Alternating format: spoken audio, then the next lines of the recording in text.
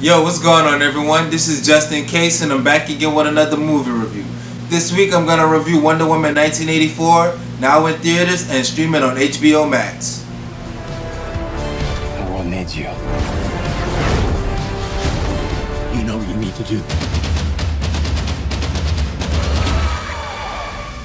Wonder Woman 1984 is the obligatory sequel to 2017's Wonder Woman. It stars Gal Gadot as Diana Prince, Chris Pine as Steve Trevor, Kristen Wiig as Barbara Minerva, and Pedro Pascal as Maxwell Lord. Patty Jenkins is back again to direct the blockbuster action sequel, and this time Warner Brothers has given her full control to execute her story and her vision the way she would like.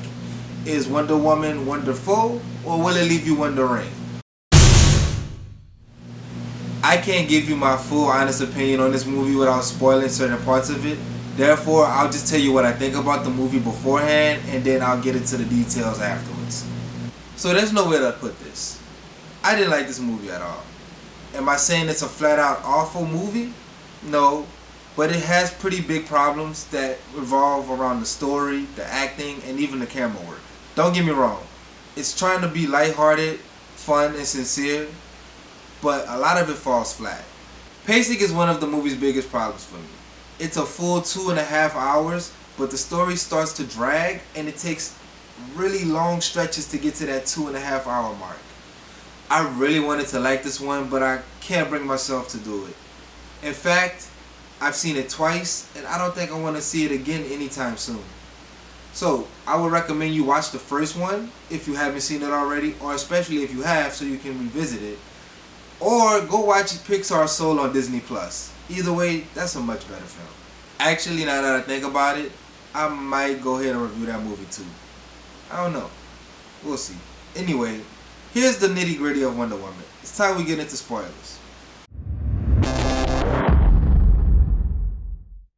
So this movie is in 1984, like the title suggests, where we find Wonder Woman doing superheroics all across the Washington DC area. And she's been very sure not to leave any video evidence or breadcrumbs that people can use as clues to track her down. After all, Wonder Woman is a hero, but Diana Prince is an anthropologist at the Smithsonian National Museum. Her co-worker Barbara is a gemologist at the museum, and the two run into each other, hit it off, and decide to become good friends. Now Barbara is the quiet, nerdy, often overlooked type of person who desires to be more like Diana, the more courageous, brave, confident, strong woman type. This movie is all about what the characters desire. Barbara desires to be like Diana, who is more strong and confident. Diana desires to be with her once long lost lover Steve Trevor. Maxwell Lord is a TV personality slash con man slash businessman. They were not subtle about the Trump references at all. His one desire right now is to become successful in his son's eyes so that his son can look up to him and respect his father and love him the way Maxwell sees it.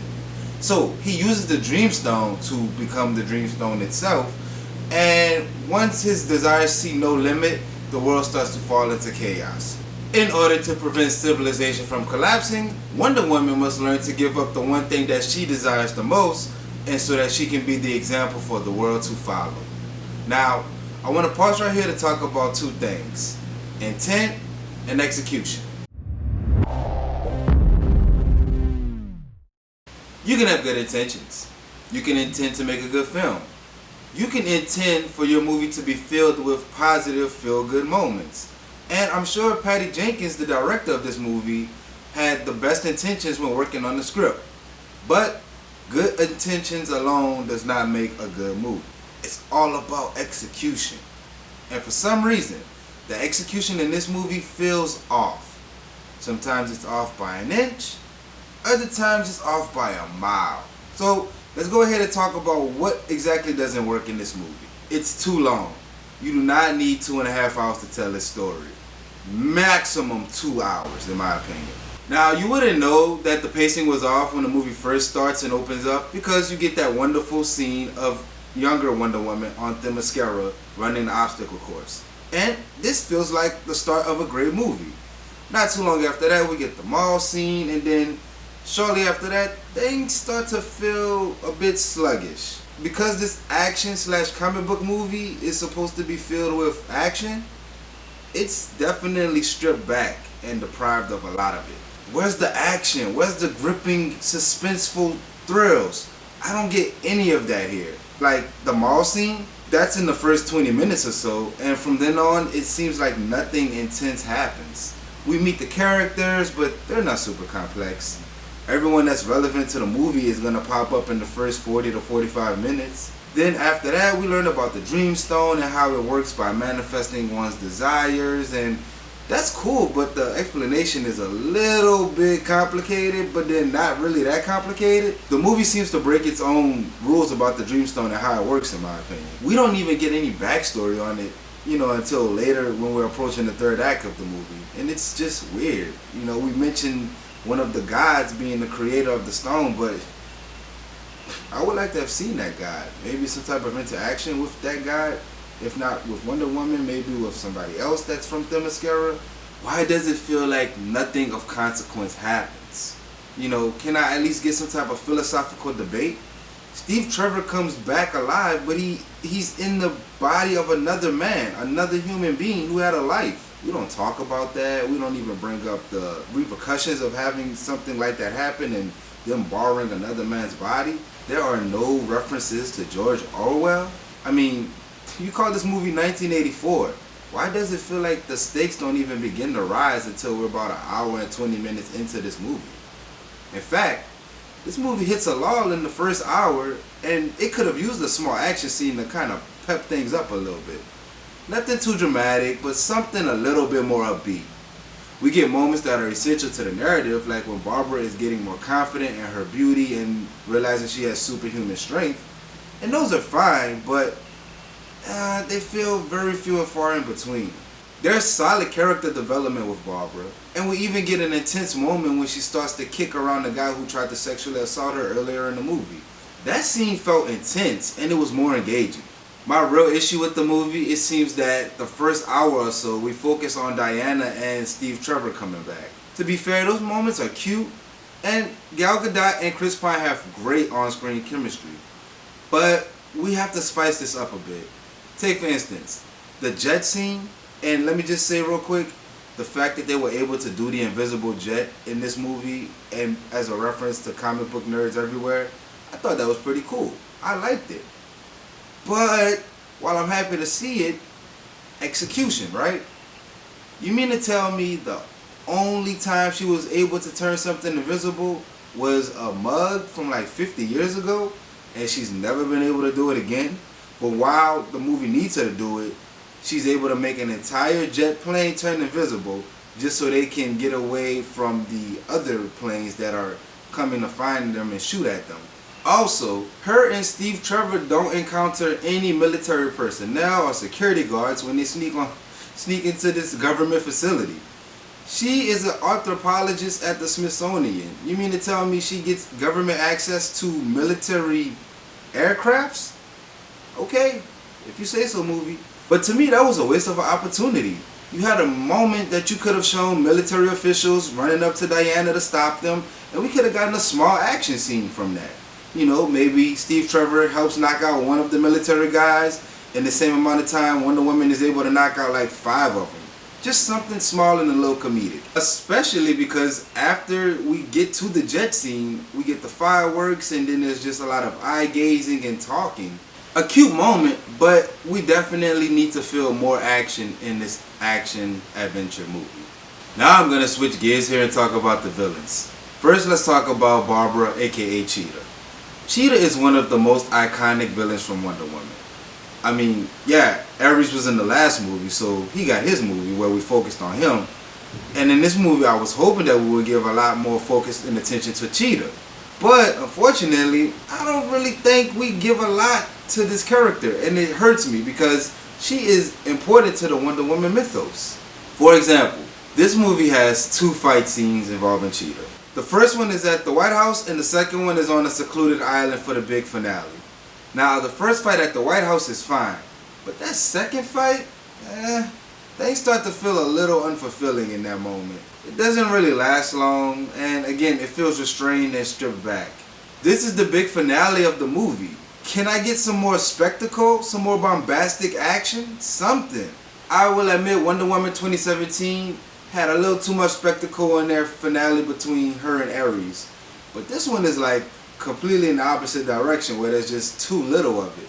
And the movie suffers for it. You know the fight I'm talking about. They show a clip of it in the trailers. You see Diana rocking the golden eagle armor from Asteria, which we did get a little bit of a reference to. She looked good in the trailers and she looks even great in the movie. But the rest of the scene is really poorly lit.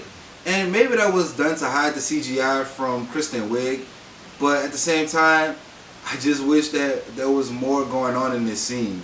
Like I said, it only lasts about 3.5 minutes. I wanted to see more. Especially since the rest of the movie is just her trying to fight back the wind that Maxwell Lord is sending her.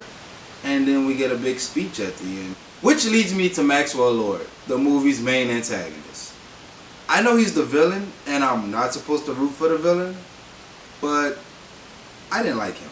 As a character, he felt underwritten. I didn't relate to him on a personal level, nor did I truly buy into the love he was supposed to have for his son. I didn't think he was deserving of the redemption arc they gave him at the end of this movie. I said this earlier, he feels like a stand-in for Donald Trump, and that's the one part that they got right here with his character. His mannerisms, his speech, his cowardice, all have that Trumpian feel to it. But other than that, he sucked. I almost wish his character would have been killed either accidentally or on purpose. But they give him the redemption arc, and I'm supposed to feel sorry for him because you love your son, even though throughout the movie you've shown him to be nothing more but a nuisance, to the point where him coming to your job interferes with your big master plan. I don't buy that a character that felt that strongly about his son coming to work also is supposed to be in deep father-son love with him. Don't get me wrong, a father-son relationship can be a good character arc for a villain, or even just a main character in general, like The Pursuit of Happiness. Will Smith's character is motivated to get the job and succeed because he has to do it for his son. He has a mouth to feed. This character wants to be successful, and he wants his son to see him as somebody that is, you know, smart, competent, and rich. But really and truly, his son just wants to spend the day with his dad, and Maxwell Lord just keeps pushing him to the side. It got to the point that every time I saw the character on screen, I started to roll my eyes and twitch. I mean, his plan was uninspired, so bland. He was like Jafar from Aladdin, without the charisma or the style. I don't blame Pedro Pascal, the actor, nor do I think he had a bad performance. I think he's doing exactly what the script and the director are asking him to do. And he's doing the best with the material he's given. But it just wasn't working for me. All in all, this review went on longer than I thought it would. But this is my first review of the new year, and I had a whole lot to say about this. I really had high hopes for this movie, especially because it was a sequel to Wonder Woman 2017. Which, at one point, that movie was definitively the best that the DC films had to offer. Now, I'm not so sure anymore. I mean, this movie doesn't take away from Wonder Woman 2017, but I am wondering, where is the franchise heading from this point? The other day I saw a headline that said Warner Brothers wants to fast track Wonder Woman 3. They already got Gal Gadot to come return as Wonder Woman, and they have Patty Jenkins to come back and direct. Really? Already fast tracking it? Especially when I feel like this sequel could have gotten a couple more rewrites on the script. I mean, I haven't even brought up the fact that this movie defies all logic at some points. Now, granted, it is a comic book movie, so you can't apply all real world logic to it. It has to have that fantastic element to it, you know what I mean? But at the same time, I have to wonder, if she learned how to fly in this movie that takes place in 1984, how come we never see her fly in any of the following movies in the timeline? Batman vs. Superman, Justice League. She doesn't fly in any of those. So she learned to fly in this one and never learned to fly again.